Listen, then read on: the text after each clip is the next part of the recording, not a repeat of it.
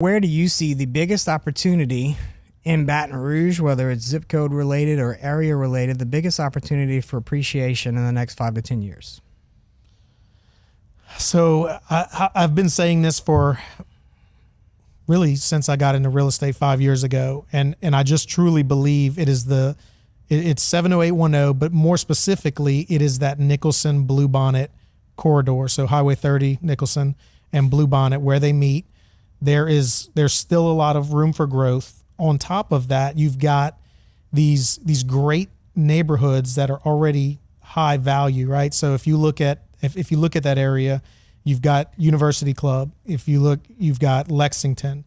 You've got some of the smaller ones like Lexington Park, Water's Edge, which is behind Lexington, Woodstock Park. Atwater is now right there. Pointe-Marie, Spring Lake. And we're forgetting Preserve at Harveston and Lakes at Harveston. Correct. Right. So on top of that, Wampold has talked about, and there's a lot of talk about his vision for the commercial side that's going to be coming to that area.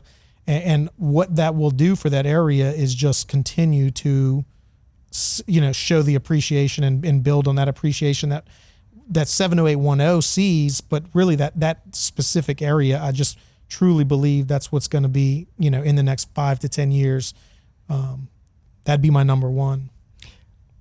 100% agree with you. I see that maybe at a 10 or a 20-year scale as far as the full development or picture that could come down the pipeline between Nicholson and Burbank, what that runs adjacent to themselves, and then also Bluebonnet, and then the section of South Baton Rouge where University Club is consistently expanding. Right. I think the appreciation seen there with commercial being laid down, and then probably some new schools given the new segmentation of St. George or the development of the city of St. George.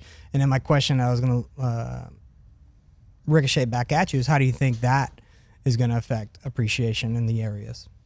Yeah, I think that everything with St. George, I think, is still so new and so undeveloped that I believe it will help with appreciation, but I think there's going to be some growing pains in just how they develop the city, right? When you look at all the behind the scenes, like the permits and, these builders getting the certificate of occupancy and the building permits and all of those things, I think are going to, they're just going to be some growing pains. And so I think we'll know more in the next 2 to 3 years and what that looks like.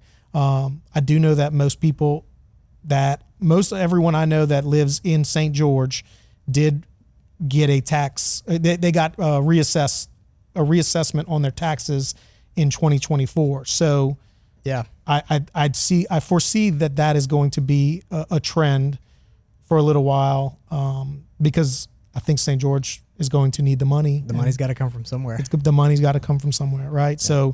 So, you'll see some of these homes that people lived in for 30 years and they were never reassessed after their initial assessment when they bought the house, right? Or they were reassessed 10, 12 years ago. And now the house is appreciated another 100,000. And there's just a lot of money being left on the table for the city, right? Because that's not the true value of the home.